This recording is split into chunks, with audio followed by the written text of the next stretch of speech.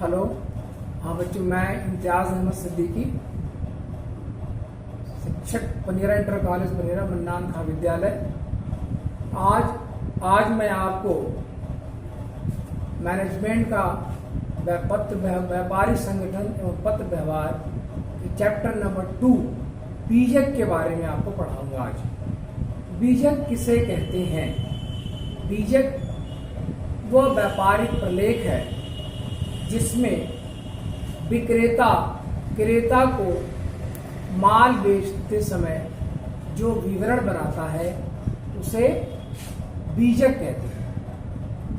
बीजक से हम किसी वस्तु के प्रकार, उसके भेजने का तरीका और तमाम तरह की बातों को हम बीजक से जान सकते हैं। आइए हम कुछ बातों पर प्रकाश डालते हैं कि बीजक क्यों बनाया जाता है। बीजक एक व्यापारिक प्रलेख है जिससे हम क्रेता द्वारा खरीदे गए तमाम बातों का उसमें समावेश होता है। जैसे नंबर 1, यहां लिखते हैं बीजक। इसको इंग्लिश में कहते हैं बच्चे इनवॉइस। बच्चों, आपने देखा होगा कि कभी आप सिटी मॉल में जाइए या वी मार्ट में या whatever where you want to go purchase some things, they are the giving the one voucher, that voucher is called a gate पास।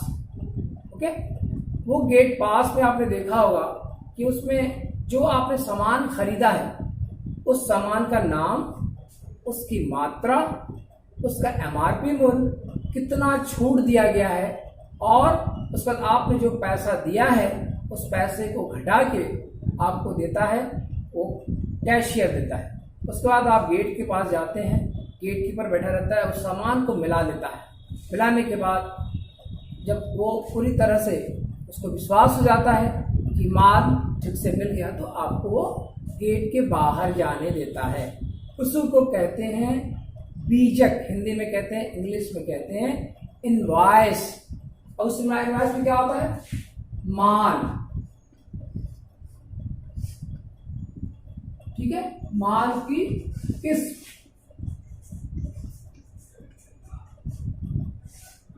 दूसरा रहता है,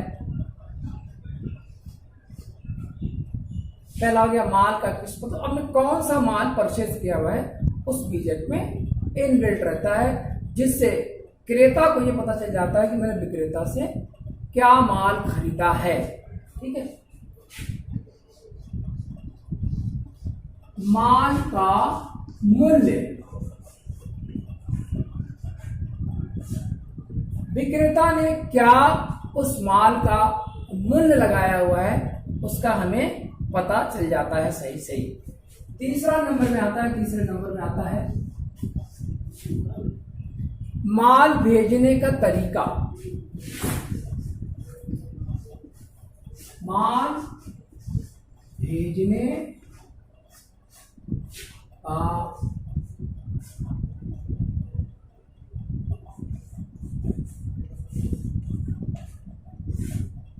जब कोई व्यापारी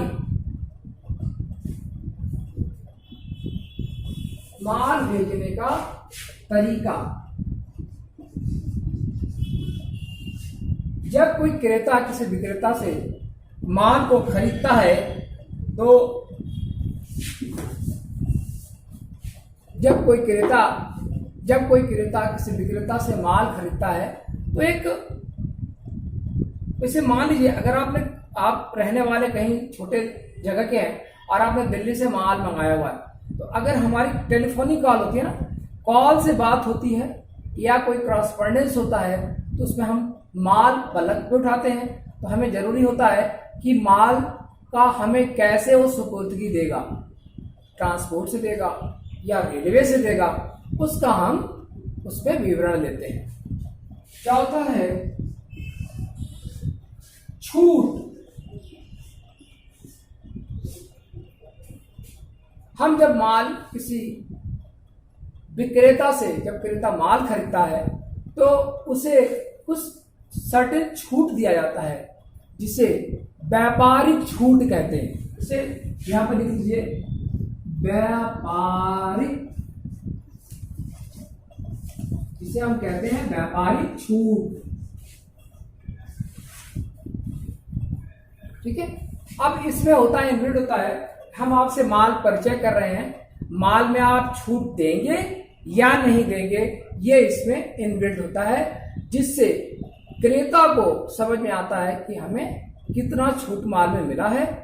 वही छूट तो उसका प्रॉफिट होता है, उसको पता चल जाता है कि मुझे कितना छूट मिला हुआ है। पांचवा होता है बिल्टी की जानकारी।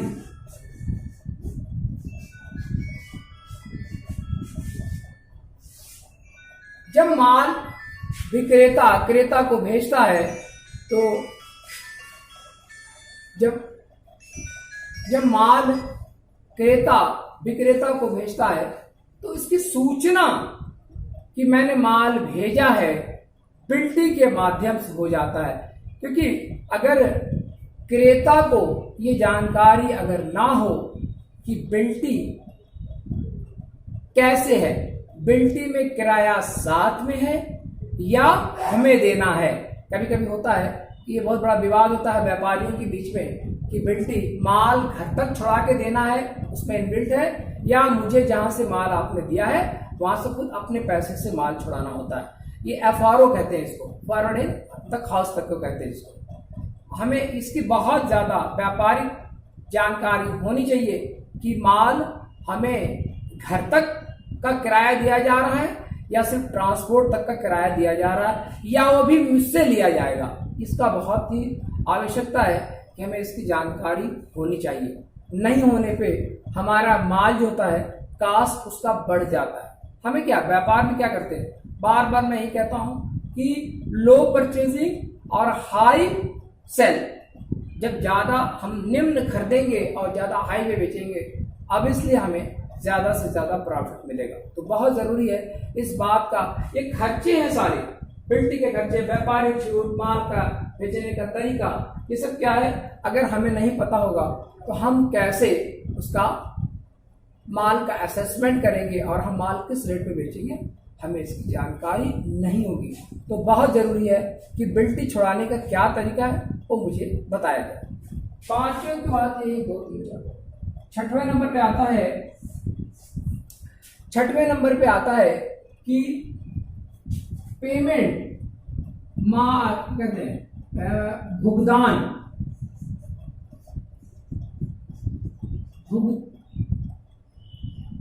भुगतान का तरीका।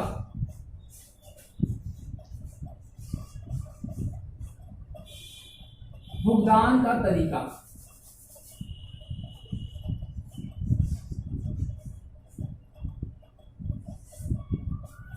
बच्चों, जब हम माल विक्रेता से लेते हैं, क्रेता से जब विक्रेता माल लेता है, तो बहुत जरूरी है उसको मोड ऑफ पेमेंट, इसको इंग्लिश में कहते हैं, कि हम कैसे देंगे, पार्ट पे देंगे, या हम एक बैग दे देंगे आपको पेमेंट, माल लिया और तुरंत पेमेंट किया, या व्यापारिक छूट काटने के बाद देंगे, या हम कोई आपको डिस्काउंट देते हैं। जैसे हम भुगतान करते हैं तो इसमें कभी कभी होता है तो व्यापारिक छूट तो होता ही होता है। यहाँ पर देखिए व्यापारिक छूट के साथ साथ हमें कभी कभी एक छूट जिसको कहते हैं, हम कुछ पेमेंट आपको अगर तुरंत कर दें तो हमें एडवांस में क्या पेमेंट मिलेगा। ठीक है, तो दो छूट तो कई तरह के होते हैं, एक व्यापारिक छूट हो गए और एक कैश, जब हम तुरंत उसको पेमेंट करते हैं तो एक वो भी छूट हमें मिलता है।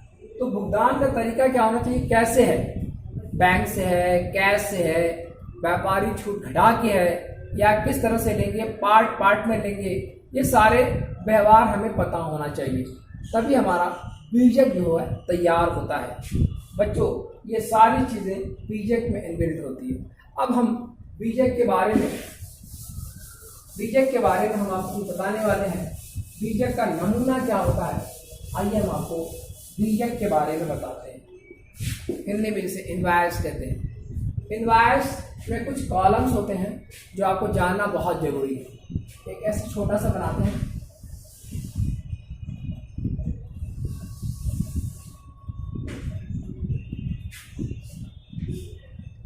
बहुत छोटा सा बनाएंगे, बहुत बड़ा बड़ा नहीं बनाना है। आप देखिए, ये जानना बहुत जरूरी होता है कि क्या है इसमें और क्या नहीं है।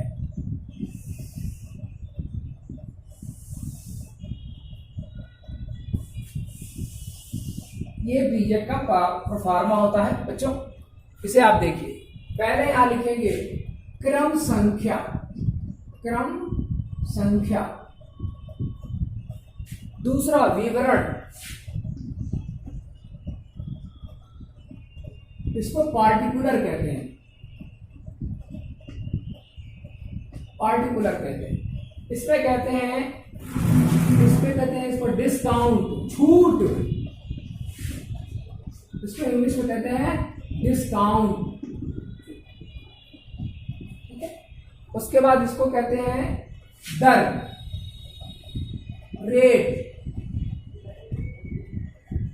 और इसके बाद कहते हैं अमाउंट। अमाउंट हो गया, अमाउंट में कितना हो जाएगा। अब क्रम संख्या, जैसे हम सामान खरीदा, जैसे हमने आपने किसी क्रेता एक विक्रेता से जब सामान खरीदेगा तो एक इनवॉइस वो बनाएगा, जनरेट होगा, ऑलरेडी होगा, क्योंकि कोई भी अगर माल व्यापारिक सौदा करता है तो इतना तो ब्रनिस्ट नहीं है कि हमेशा वो प्रलेखों को दिमाग में रखेगा। इसीलिए बहुत जरूरी है कि एक विवरण बनाना, जिससे भविष्य के किसी संदर्भ को देखना, जैसे किस रेट पे लगाया है, कितना छूट दिया है, क्या माल भेजा, नए ऑर्डर में क्या आया, कितनी बकाया है, ये सब भविष्य के संदर्भों के लिए इनवॉइस बनाना बहुत जरूरी होता है। इसके लिए पहला आएगा क्रम संख्या, नंबर 1, जैसे नंबर 1, नंबर 2, नंबर 3, नंबर 4, ऐसे करते हुए डॉट डॉट डॉट करते इन्फिनाइट तक जितना जगह होता है उसमें हम जाते हैं। ठीक है। उसका विवरण, पार्टिकुलर, इस पे क्या सामान लिया, जैसे मान लिया हमने तौलिया लिया, तौलिया। ठीक है। अब तौलिया कितना है, जैसे मान लिया 10 तौलिया लिया, रेट मान लीजिए इसका 50 रुपए है, 10 गुणे 50, ये 500 यहां आ जाएगा अमाउंट पे, आएगा कि नहीं आएगा। छूट क्या मिली है, तौलिए पे मान लीजिए 2% की छूट मिली है। ठीक है। अब जो 2% आएगा, जो यहाँ ग्रांड टोटल करेंगे, पहले मैं आपको इनवॉइस का पूरा प्रोफार्मा बता देता हूं, उसके बाद सारा आपको एग्जांपल देकर समझाऊंगा। पहले विवरण क्या है, तौलिया आपने लिया, छूट 2% तौलिए पे छूट है, उसका दर 50 रुपए पर पीस, एक तौलिए की कीमत 50 रुपए है। अब जितना आया 50 दे दी, दर 50 है, आपने 10 पीस तौलिया लिया हुआ है, तो 10 गुणे 50, 500 आ जाएगा। इस तरह से करते हैं। 2 नंबर में मान लीजिए आपने पैंट लिया हुआ है, पैंट लिया हुआ, मान लीजिए 50 पैंट लिया हुआ है, इसमें 5% का डिस्काउंट है, यहां पर मान लीजिए 100 रुपए का एक पैंट है, तो ये कितना हो गया, 5000 का पैंट हो जाएगा। इस तरह से जोड़ते जाएंगे, पूरा सारा जोड़ देंगे तो 5500 रुपए का आपने सामान खरीदा।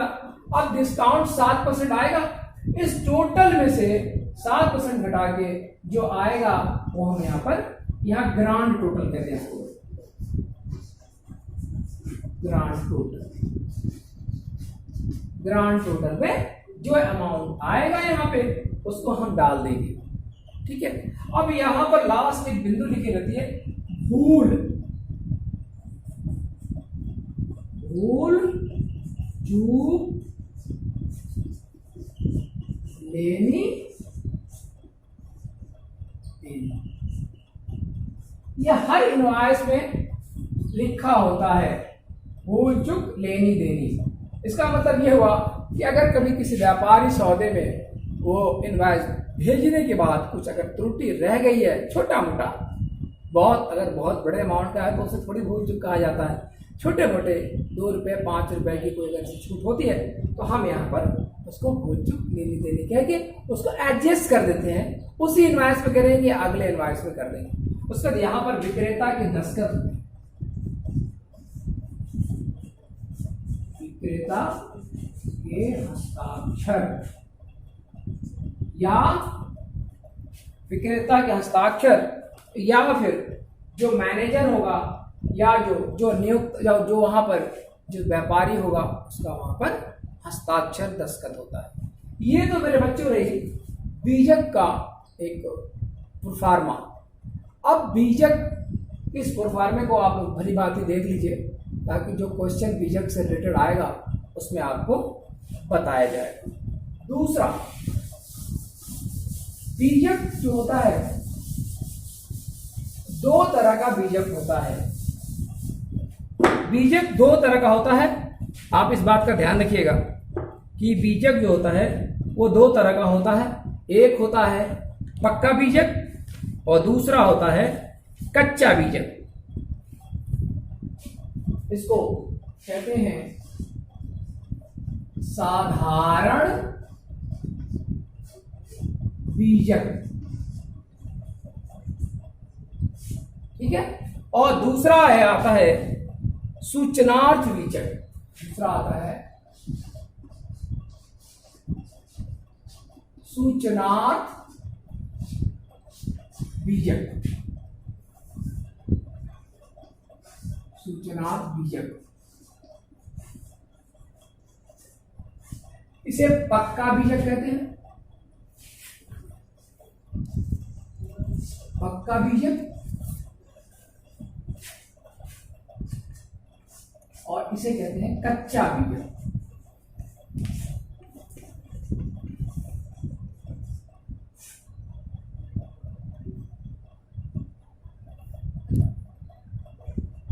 कच्चा बीजक। साधारण बीजक जो अभी हमने बनाया है, साधारण बीजक क्या है? इसको पक्का बीजक कहते हैं। जब कोई क्रेता किसी विक्रेता से माल परिचय कर लेता है तो उस माल का एक विवरण बनाया जाता है, जो मैंने आपको बताया था, माल का किस्म, माल का प्रकार, क्या छूट दिया जाएगा और क्या अमाउंट बनता है, ये सारा उसमें विवरण रहता है। और उसमें भी लिखा रहता है कि बिल्टी के खर्चे क्या आएंगे, बैंक से पेमेंट कैसे होगा, मोड ऑफ ट्रांसपोर्टेशन कैसे होगा, उसमें सारा दिया होता है। दूसरा आता है कच्चा बीजक। जब कोई व्यापारी किसी विक्रेता से माल खरीदने के लिए अनुबंध करता है तो उसे कुछ सामानों की जानकारी वो प्राप्त करना चाहता है, जिसके लिए वो एक कच्चा बीजक का डिमांड करता है विक्रेता से। विक्रेता उसको क्रेता के लिए क्रेता के पास उस माल को भेजता है, जिससे आपको इस बात की सूचना मिलती है कि माल का क्या रेट है, क्या दर है, क्या डिस्काउंट है और माल कितने में आपको वहां जाके पड़ेगा। ये सारा उसमें रहता है। जिसमें कच्चा बीजक का एक होता है कि उसमें कभी कभी अप डाउन्स भी हो सकते हैं। जैसे मान लीजिए आप विक्रेता है, मैं क्रेता हूँ, मुझे माल खरीदना है और मेरे घर पे आके माल कुछ महंगा पड़ा है, हम उससे डिस्कशन करेंगे, हम दोनों बैठ के, कि माल थोड़ा और रेट कम कर दीजिए। तो हो सकता है जो कच्चा बीजक में आपको रेट भेजा गया हो उसमें कुछ कम ऑफ हो सकता है। ये होता है बच्चों को बीजक 2 तरह का होता है, इसको आप ध्यान रखिएगा। हाँ, अब नेक्स्ट क्लास में मैं पढ़ाऊंगा, क्वेश्चन कुछ लगाऊंगा।